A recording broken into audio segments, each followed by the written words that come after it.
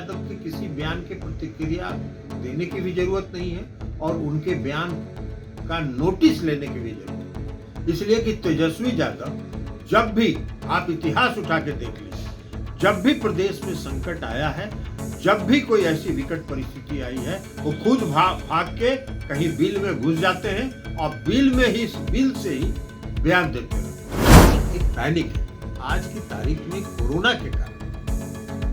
Panic होने की जरूरत नहीं है। राज्य सरकार और मुख्यमंत्री नीतीश कुमार जी 24 घंटे में 18 घंटा आजकल कोरोना के ही मामलों को मॉनिटर कर रहे हैं। देखिए, कोरोना का संक्रमण इसका जो दूसरा दौर है जो मार्च से शुरू हुआ है, इसका बढ़ने का रफ्तार बहुत तेज है और सरकार के स्तर पर जो भी इसके लिए कारगर उपाय है वो किया जा रहा है। इसका कारगर उपाय, इलाज तो कोई इसका है नहीं, कोई दवा इसकी है नहीं। इसका एकमात्र इलाज है परहेज और सरकार उसके लिए हर संभव प्रयास कर रही है कि लोगों में संक्रमण कम फैले। उसके लिए टेस्टिंग लाखों की संख्या में की जा रही है और जितना टेस्टिंग बढ़ रहा है उतना ही संक्रमण की संख्या भी ज़्यादा बढ़ रही है। तो टेस्टिंग का परिणाम है कि संक्रमण बढ़ रहा है। इसके अलावा इसका कोई इलाज तो है नहीं। अब सरकार अपने स्तर पर जो कोविड पॉजिटिव पाए जा रहे हैं उनके लिए जगह जगह उपाय कर रही है। हर जगह कोविड केयर सेंटर बनाया जा रहा है, कोविड का डेडिकेटेड हॉस्पिटल बनाया जा रहा है। अब ये बात अनावश्यक मीडिया में प्रचारित हो रही है कि बेड नहीं मिल रहा है। भाई, आज हमने अखबार में देखा कि एनएमसीएच में 200 से ज़्यादा बेड खाली है और लोग प्राइवेट अस्पतालों का चक्कर लगा रहे हैं। प्राइवेट अस्पतालों का चक्कर लगाने के बजाय जो सरकारी व्यवस्था है उसमें जाइए। अब ऑक्सीजन का हम हाहाकार मचा है। देखिए, ऑक्सीजन तो हर जो कोविड संक्रमित है हर को ऑक्सीजन की जरूरत नहीं है। आज हमने अखबार में देखा है, एम्स के डायरेक्टर जो डॉक्टर गुलेरिया हैं, उनका हमने देखा है आज बयान कि जिनका 94 से नीचे अगर ऑक्सीजन का लेवल जाता है उन्हीं को ऑक्सीजन की जरूरत है। 94 से ऊपर वालों को कोई ऑक्सीजन की जरूरत नहीं है। वो घर में परहेज करके रहे और दूरी, एक परिवार में भी रहे तो परिवार के अन्य सदस्यों से दूरी बना के रखें। तो ये उसका प्रोटोकॉल है, उसकी कोई दवा तो है नहीं। जिंक है, जिंकोसाइड खाइए, विटामिन सी खाइए, विटामिन डी खाइए। तो जितने विटामिन का आप सेवन करेंगे उतना ही आपके बॉडी का जो इम्यूनिटी सिस्टम है वो डेवलप करेगा और वही इसको मात देने में सफल होगा। तो इसलिए कोविड के लिए कोई घबराने की जरूरत नहीं है और पैनिक होने की जरूरत नहीं है। और ऑक्सीजन के लिए या रेमडेसिविर के बारे में लोग कह रहे हैं, रेमडेसिविर हर व्यक्ति को जरूरत नहीं होता है, हर पेशेंट को। आज हमने देखा है एम्स के डायरेक्टर डॉक्टर गुलेरिया का बयान, आज उनका भी बयान है। और लंग्स के मामले में, फेफड़े के मामले में डॉक्टर गुलेरिया दुनिया में जाने माने चिकित्सक रहे हैं। दुनिया के गिने चुने चिकित्सक जो फेफड़े के हैं उसमें डॉक्टर गुलेरिया हैं। उन्होंने कहा है कि भाई हर आदमी को रेमडेसिविर नहीं चाहिए। रेमडेसिविर तब पड़ता है जब आपके फेफड़े का संक्रमण बहुत बढ़ जाता है।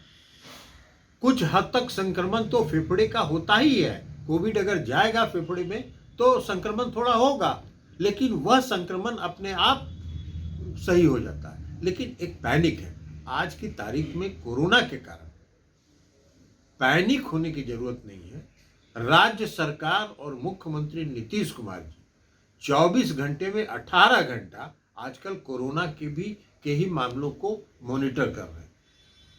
एक एक चीज सूक्ष्म स्तर पर जाके देख रहे हैं कि कहाँ कोविड केयर सेंटर में क्या खाने की व्यवस्था है, क्या रहने की व्यवस्था है, कोविड के डेडिकेटेड अस्पताल में क्या कमी है, क्या नहीं कमी है। तो इसलिए लोगों को पैनिक होने के बजाय सरकारी अस्पतालों में जहाँ भी जगह उपलब्ध है वहाँ जाके, रोज अखबार में छपता है कि कहाँ बेड खाली है, वहाँ जाइए। पाटलिपुत्रा होटल में कोविड केयर सेंटर है, वहाँ आधा से ज़्यादा बेड खाली है। ऑक्सीजन की भी सुविधा वहाँ उपलब्ध है, जिसको अगर ऑक्सीजन कम होगा उसको वहाँ ऑक्सीजन मिलेगा। तो ये सारी व्यवस्था राज्य सरकार कर रही है और मुख्यमंत्री जी इसकी कर रहे हैं। मुख्यमंत्री नीतीश कुमार जी का जितना इसमें तारीफ किया जाए वो कम है। बिहार के संक्रमण को नियंत्रित करने के लिए जो भी संभव है, लॉकडाउन उन्होंने किया, कर्फ्यू किया।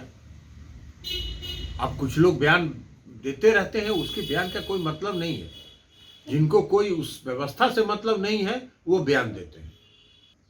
देखिए, कई लोग ऐसे होते हैं जो बिना बात के शिक्षा देते रहते हैं। मुख्यमंत्री नीतीश कुमार जी रोज इसको हमने बताया कि प्रतिदिन इसका मॉनिटरिंग करते हैं, प्रतिदिन इसकी समीक्षा करते हैं। और एक बात जान लीजिए, नीतीश कुमार जी के स्वभाव को जान लीजिए। नीतीश कुमार जी का स्वभाव है कि अगर जरूरत होगा बिहार में लॉकडाउन करने के लिए, और वो अगर महसूस करेंगे कि बिहार में लॉकडाउन की आवश्यकता है, तो वो एक कदम पीछे नहीं हटेंगे, बल्कि एक कदम आगे बढ़ के करेंगे। लेकिन बाकी ज्ञानी पुरुष लोग बैठे बैठे ज्ञान देना, जिसको व्यवस्था से और संक्रमण से कोई मतलब नहीं है, उनको ये सब बयानबाजी करते रहना है।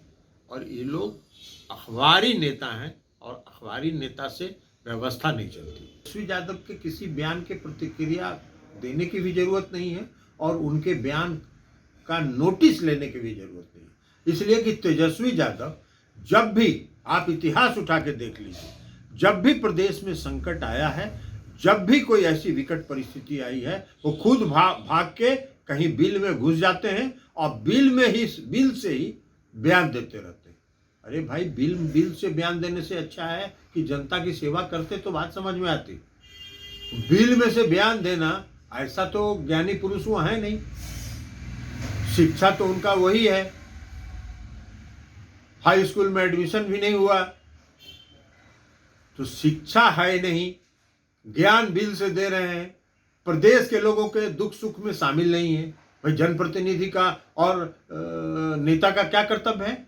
नेता का कर्तव्य है कि संकट की घड़ी में जनता के साथ खड़े रहिए। और मुख्यमंत्री जी नीतीश कुमार जी जनता के साथ खड़े हैं। जनता के हर दुख दर्द को जितना भी प्रयास है उसको प्रयास कर रहे हैं, लगातार मॉनिटर कर रहे हैं। दिन भर का जो प्रगति है उसको मॉनिटर करके शाम में फैसला लेते हैं। लेकिन इसलिए तेजस्वी यादव के बयान पर न कोई प्रतिक्रिया देने की जरूरत है और उनके बयान का न नोटिस लेने की जरूरत है, क्योंकि उनको बिहार से और बिहार के लोगों से कोई मतलब नहीं है। बिल में रहना है, छिपे रहना है और वहीं से प्रवचन देना है। नीतीश कुमार जी बेहतर से बेहतर व्यवस्था हो रही है।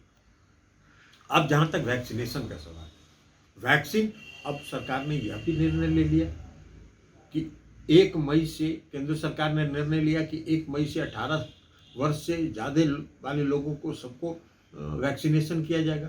राज्य सरकार का निर्णय आज हमने देखा कि 18 वर्ष से कम आयु वाले लोगों को भी मुफ्त वैक्सीनेशन दिया जाएगा। तो ये और जो वैक्सीन लेने वालों का जो डाटा आया है, उस डाटा के मुताबिक वैक्सीनेशन जिन लोगों ने भी लिया है उनका जो संक्रमण है वो 3% है। संक्रमण हो सकता है, लेकिन 3% संक्रमण है। और जो संक्रमित भी हुए हैं उनके लिए घातक संक्रमण नहीं है। ये तो डाटा आया है रिसर्च में, मात्र 3%। अब 3% लोगों को अगर संक्रमण हो रहा है और वह भी घातक नहीं है, तो इसमें कोई पैनिक होने की जरूरत नहीं है, कोई घबराने की जरूरत नहीं है।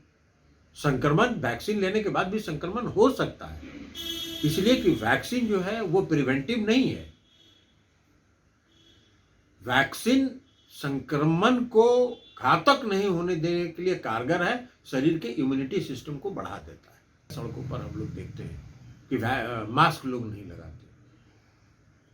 आज की स्थिति में हम लोगों से हाथ जोड़ के विनती करेंगे कि मास्क जरूर लगाइए, भीड़ भाड़ वाले इलाकों में मत जाइए, घर में से अगर जरूरी काम जब तक बहुत नहीं हो तब तक मत निकलिए, और जो देहाती नुस्खा है उसका प्रयोग करते रहिए। काढ़ा पीजिए, शरीर की इम्यूनिटी को बढ़ाते रहिए, लहसुन खाइए, अदरक खाइए, थोड़ा क्वांटिटी में, वो भी नहीं कि अदरक खाने लगिए तो भरदम अदरक खा लीजिए, थोड़ी क्वांटिटी में अदरक खाइए, दालचीनी खाइए। ये सब चीज़ें इम्यूनिटी को बढ़ाता है, और विटामिन सी का सेवन करते रहिए, इम्यूनिटी बढ़ाता है। इसके अलावा कोई इसके संक्रमण का रोकने का कोई उपचार नहीं। पूरे दुनिया का वैज्ञानिक ये नहीं मान पा रहे हैं कि कब संक्रमण रुकेगा। तो जब पूरी दुनिया के वैज्ञानिक इस बात को नहीं मान रहे हैं तो हम लोग क्या कहें। लेकिन उसका अगर संक्रमण बढ़ रहा है तो हमको उसका बचाव का उपाय करना चाहिए। यही लोगों से हम अपील करेंगे, बचिए, मास्क जरूर लगाइए। कोई व्यक्ति अगर गांव में संक्रमित लगता है, दिखता है, लक्षण है, तो गांव के लोगों का दायित्व है कि भाई उसका टेस्ट जरूर करवाने के लिए उसको आगे लाइए। अगर आपको हमारा वीडियो पसंद आया हो तो इसे लाइक करें, सब्सक्राइब करें और साथ ही बेल आइकन दबाना ना भूलें।